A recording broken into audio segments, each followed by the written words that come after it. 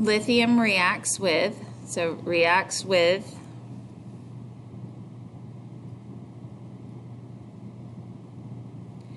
lithium reacts with aluminum sulfate to form lithium sulfate and aluminum. So reacts with would represent a plus sign, to form is my arrow, and is another plus sign. So the first reactant we have is lithium, so that would just be Li plus aluminum sulfate. So aluminum is in group 13, so it's a plus 3. Sulfate ends in ATE, so it's a polyatomic. I look on page 7, and it's SO4 with a 2 minus charge. So when I cross my charges, that 3 comes to the outside of the parentheses, and that 2 goes down to the aluminum. So we have Al2, SO4, 3. To form lithium sulfate.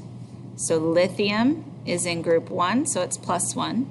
Sulfate is still SO4, 2 minus. And when I cross those charges, that 2 comes down to the lithium, and the 1 would go on the outside of the parentheses. Since I only have 1, I don't need the parentheses. If you want to leave them there, that's totally fine. And aluminum.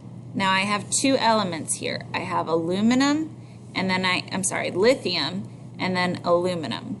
So I have to think to myself, are either of those a diatomic? Are either of those in Hofbrinkel? And we don't have Li in Hofbrinkel, and we don't have Al in Hofbrinkel, so neither of them get the subscript of 2.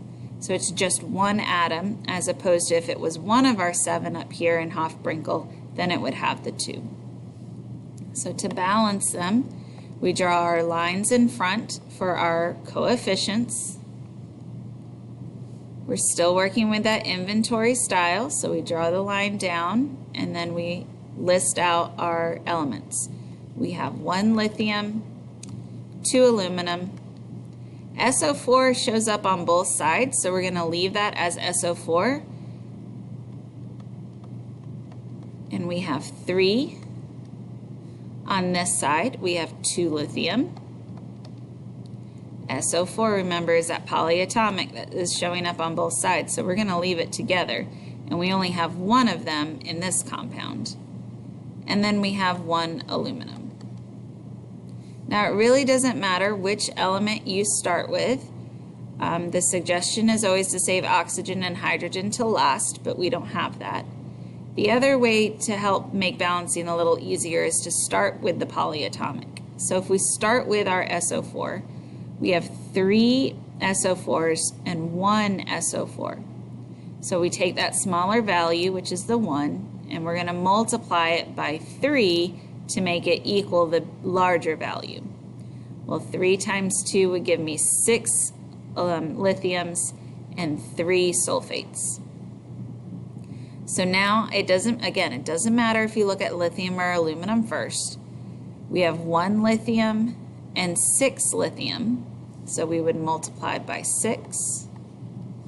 And then we have 2 aluminum, 1 aluminum, so we multiply by 2.